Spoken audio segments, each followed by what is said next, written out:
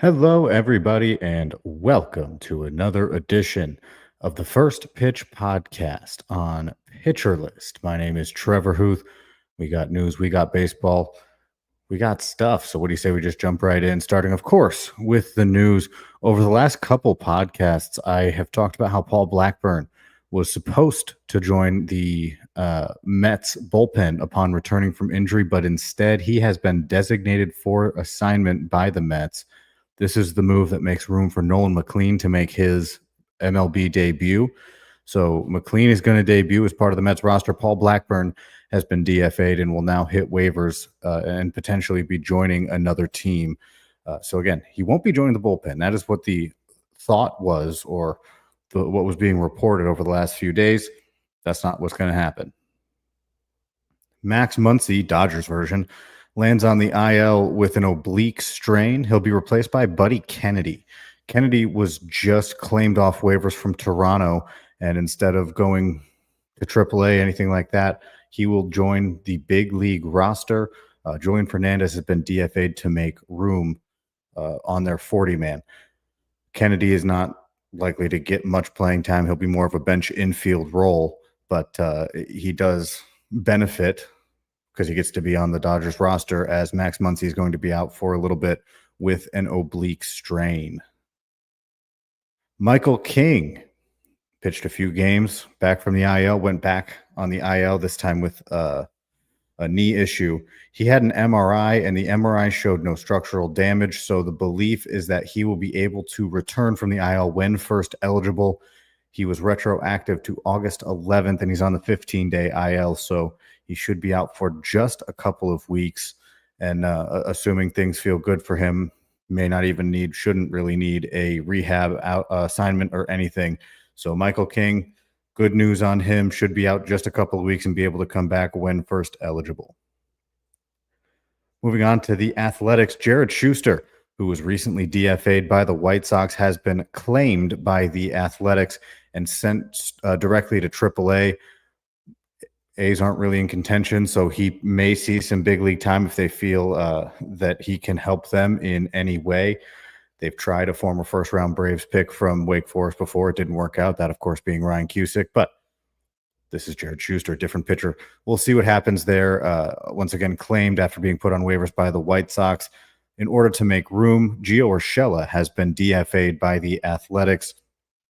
And with Schuster going to AAA, that means they needed to fill the spot. And Brett Harris is going to be the one to fill that big league roster spot. So to recap the A's moves, claim Jared Schuster, DFA Gio Urshela, and Brett Harris is joining the active roster.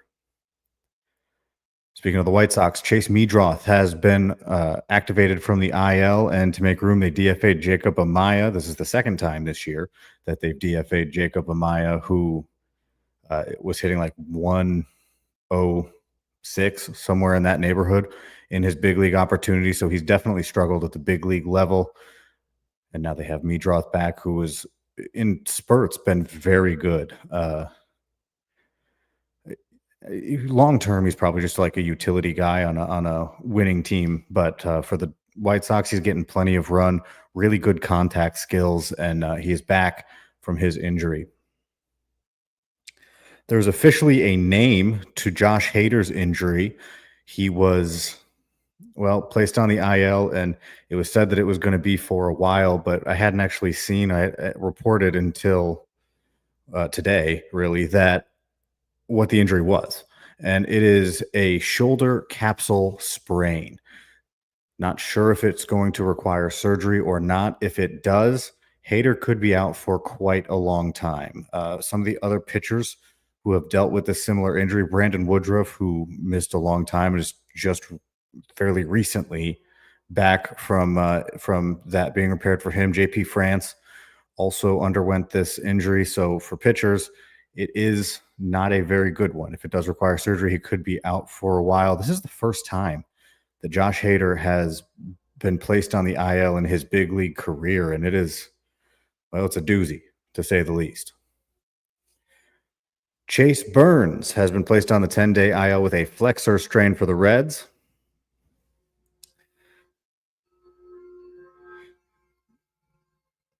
This is a big hit for the Reds rotation. Chase Burns, of course, their talented young rookie, high draft pick, had been striking out the world up until, of course, this. Over his last few starts, he has been hitting double-digit strikeouts regularly. So this is a big loss for them. He's really been finding his footing. As I mentioned, the strikeout rate is phenomenal, and that's what you love to see. But he's on the 10-day IL with a flexor strain. No timetable is available, so maybe longer, maybe we'll have to see what happens. But 10-day IL for now, and a timetable should be made available as time goes on. And finally, in news, Logan Driscoll has been released by the Rays to make room for Bobby Seymour, who they just promoted. Powerful first base prospect, had hit 30 home runs in AAA. He debuted going 0 for 3 with a walk and 2 strikeouts. It was the Rays versus the Giants, and 3 different players with the last name Seymour played. I thought that was interesting. Bobby Seymour, Ian Seymour, Carson Seymour all got into the game. So we'll Seymours? I don't know. I'll workshop it. We'll get back to you. Let's move on to some hitting highlights. Hunter Goodman hit a home run for the Rockies, his 25th of the year. He's hit 2 home runs in his last 3 games and 6 in the month of August with a 279 average. Been a very good fantasy catcher as far as fantasy catchers go. So it's a good man to have in your fantasy lineup. Hey, working on, I guess, trying to be Nick. I don't know. I'm working on these puns. We'll see how it goes. Moving on, Lennon Sosa continues to show vast improvements over where he's been in the past. The White Sox infielder is hitting 273. That's a career high number. He's got 15 home runs, also a career high by nearly double. His highest total before this season was 8. So he's been arguably one of the better hitters in that White Sox lineup. He was playing DH. He could play all around the infield, but certainly interesting to see him finding some success. Definitely the team to do it on too, because he'll get plenty of run. And if you continue this, hey, not bad. Kobe Mayo for the Orioles hit his 5th home run of the season. He's really struggled at the big league level this year. Over his last 15 games, he has a pair of home runs. He's hitting 152 with 19 strikeouts. He's had a lot of strikeouts on the year. Obviously 5 home runs now, but just not hitting a ton. One of the more highly touted prospects just has not been able to find his footing in any meaningful way. Xavier Edwards for the Marlins collected a double. And I'll tell you what, he's been very hot at the plate for a while now. In his last 30 games, Edwards is hitting 344 with a pair of home runs and 7 steals. He makes a lot of contact, and he is fast. The speed is really his only fantasy appeal. He has 2 home runs, but he has 3 in his entire career, both of them, of course, coming this season. So, it's not very valuable in fantasy unless you are hunting steals, but he is hitting very well. Obviously, hitting 344 could help you in average leagues as well. Cal Raleigh, he hit another home run. Stop me if you've heard this before. His 46th home run for the MLB lead, of course, and he also picked up a couple doubles.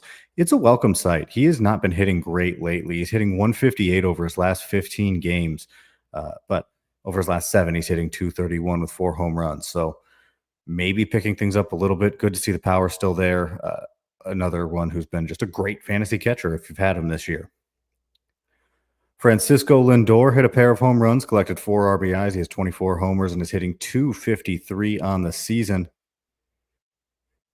Moving on to the Brewers, Christian Yelich hit a pair of home runs as well. He added a double, up to 25 on the year, hitting 272. But of course, the offensive storyline right now for the Brewers cannot be written without talking about Andrew Vaughn.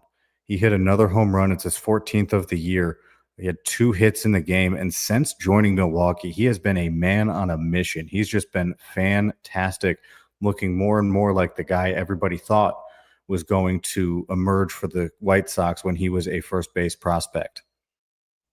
And for the Athletics, Colby Thomas hit a home run, and I'll tell you what, started slow. Strikeout's definitely an issue for him still, but he has been very good as of late. This is his 2nd home run of the year. Both of them have come in the last 7 games, where he is hitting 471, and he's hitting 313 over his last 15 games. So for the last couple of weeks, he's been working on that average, maybe starting to get into a little bit of that power.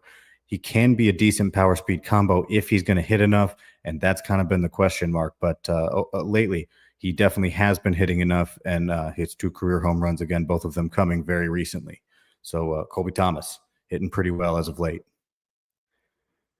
Moving on to pitching, Noah Cameron lasted 5 1/3 innings against the White Sox, allowing just a single run. He struck out 2.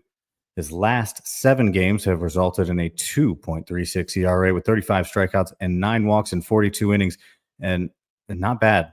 I mean, seriously, when he came up, it was kind of like, all right, this is a back end arm. Maybe long term, that still is what it is. But for this year, he's pitched kind of above what you would expect from a back end arm streaming type. And that's been, I mean, good to see. I don't, in my wildest dreams, I never imagined that he'd have an ERA in the low 2s. Charlie Morton, another solid start for the Tigers. They haven't all been great, but this one was pretty good. 6 shutout innings, struck out 5 against the Twins, leading the way for a shutout by the Tigers pitching staff. Also having a good game, Brandon Young for the Orioles, and Young, who is sporting a 5.68 ERA on the season, was really good against the Astros, tossing 8 shutout innings, allowing only a hit with 6 strikeouts. So definitely a bright spot on what has been a tough year for Brandon Young. Sandy Alcantara also having a very tough season, but he almost looked like the vintage version that we all know and love. Struck out 7 over 6 innings, allowing just a single run. However, even with this great outing, his season ERA is still sitting at 6.31. Now, some of this could just be building back from his injury. Spring training, I was super hyped on him and thought he was going to turn out to like come back quickly, but maybe he's still finding his footing. One outing does not a season make. He's had a really tough season, but this one was good to see. He still got it in him. Moving on to Atlanta, Hurston Waldrep has really turned a corner in this stint in the majors. He's just been great. 3 starts, 17 2/3 innings, but he has a 1.02 ERA with 17 strikeouts. And this is like a new version of Waldrep that honestly I didn't even see when I was watching his AAA starts this year. It seems like he's really taken a step forward. He pitched against the Guardians in yesterday's game, throwing 6 shutout innings with 7 strikeouts, and just an overall really good day for Hurston Waldrep. Jacob deGrom threw 5 shutout innings with 5 strikeouts against the Blue Jays. He's got a 2.76 ERA on the year. And speaking of guys who I didn't expect them to have this kind of season, Jacob deGrom has just been so good. And finally, for our pitchers, Landon Rope returned for the Giants, throwing 3 innings and striking out 5, but he did allow 5 earned runs. It's his first time back off of injury. Obviously, this is not going to be his, siren song, see you later, going to throw you in the minors. He'll get plenty of run to get his footing back. But it is worth noting, as I have noted a bunch of times on this podcast, the Giants have options when they need to turn their rotation over. They could give Hayden Birdsong another try. They just got Blade Tidwell. They just signed JT Brubaker, and that's just a few of the guys that they may wind up giving chances to if they need rotation help, which something I'm sure they will need. One of those guys, or maybe a different guy, somebody's going to have to get another chance, because I don't think they want to throw out Kaiwei Tang for another start when that rotation spot rolls around. We'll see what happens, but Landon Roop did not have the best day coming off of injury. With that, we're going to take a quick timeout. We come back. We're going to take a look at some of the games coming up today, talk about a few of the pitchers that will be going. I appreciate you joining me. My name is Trevor Hooth, and this is the First Pitch Podcast on Pitcher List. And welcome back to the First Pitch Podcast on Pitcher List. My name is Trevor Hooth. Thanks so much for being here. We've talked news. We've talked hitting and pitching from yesterday's games. Let's take a look at what we got coming up today. A couple pitchers that I am interested in the upcoming day. Mike Burrows is one of them. Now, I've talked about him quite a bit, and he's definitely struggled lately. Not a name that really should be trusted, but little interesting. He is facing the Cubs and Shota Imanaga. His last time against the Cubs in June, he struck out 8 and allowed only a run across 5 1/3 innings. Now, this is back when he was having his good outings strung together. He has had bad outings strung together recently, so maybe not a name to trust. But if you're going off history, he was successful against the Cubs in the past. It's just something to think about. Nolan McLean for the Mets draws Brian Wu and the Mariners for what will be McLean's MLB debut I am all over it. Mariners not the best lineup to face in your MLB debut or just to face as a pitcher, but McLean is a lot of fun. He's got a huge breaking ball, and I'm very interested to see how it plays against big league bats. Michael Lorenzen's going against the White Sox in his return to action. He has not thrown since July 6th in a big league game. Prior to the injury, had a 4.61 ERA with 85 strikeouts in just shy of 100 innings. But White Sox are a pretty good matchup, so Lorenzen coming back to that, not the worst that could happen. For the Athletics, Luis Morales, he'll be pitching against the Angels. He struck out 4 over 2 and 2/3 innings last time out. He also walked 5. One thing we know about Morales, he is in the rotation right now, but he's going to have a short leash. He's not going to pitch super long. And as the 5 walk suggests, he may not throw as many strikes as you would like, but his upside any given outing is so high because he has electric stuff. I mean, really big stuff, and he can strike out the world. I'm in on him long term, but if we're talking redraft and what you need in a day, maybe a streaming option, you're gambling. It's a good lineup to gamble against, though. He's taken on the Angels.